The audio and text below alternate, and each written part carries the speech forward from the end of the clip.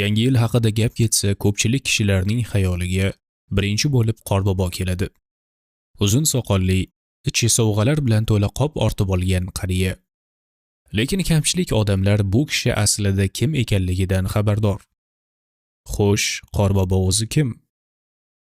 Barchaga Qorbobo yoki Santa Claus nomi bilan yaxshi tanish bo'lgan bu personaj asli 4-asrda hozirgi Turkiyaning janubida joylashgan Demir shahrida yashagan Nikolay Gotnikning timsolidir. Ingliz tilidan Santa muqaddas, Claus esa Nikolay deb tarjima qilinadi. Nikolay yakka xudolik, ya'ni tavhid ta'limotiga qarshi kishi bo'lgan hamda Iso Masih alayhissalomni inson emas, balki iloh ekanligini da'vo qilgan. Yana Nikolay xristianlarning uchta xudolik botil aqidalari va Iso Masihni ilohiylashtirishga qaratilgan Nikeya majlisida faol ishtirok etgan.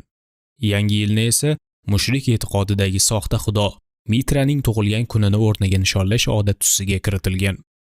Qorboboning ruscha obrazi qadimgi slavyan mushrik odatlariga borib taqaladi. Qishda taxminan 29-dekabrlarda qishloqdagi eng chiroyli qizni tanlab olingan. Uni tahqirlagan holatda o'rmonga olib borib archaga bog'lab qo'yishgan. Shundan so'ng uni qornini yorib, ichak-chavoqlarini archaga ilib qo'yishgan va shu orqali ruhlarga duo qilishgan. Keyinroq o'rmon hayvonlari qizning qaysi a'zolarini yeyishiga qarab, kelasi yil haqida fol ochishgan. Qizni o'sha paytlarda qorqiz deb chaqirishgan. Archa esa qurbonlik qilinadigan daraxt bo'lgan. Boshkohni esa Qorbobo bilgan. Sovet davrida esa kommunistik mifologiya ham to'qib chiqarilgan. O'shanda yangi yilni dunyoviy bayram deya e'tirof eta boshlangan hamda Rojdestvoga muqobil bayram sifatida joriy qilingan. Unga ko'ra Qorbobo pionerlarga yordam bergan, Lenin va Stalinni madh etgan. Bugungi kunga kelib esa yangi yil musulmonlar orasida ham nishonlanyapti.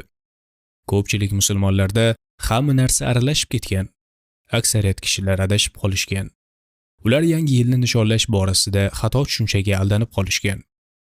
Fikri sobiq Sovet yoki G'arb ta'sirida shakllangan musulmonlarning aksari bu bayramni islomning bir qismi deb hisoblashadi.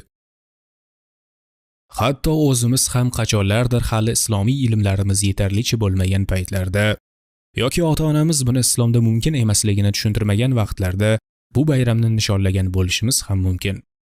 Afsuski ko'pchilik bu borada o'ylab ham ko'rmaydi.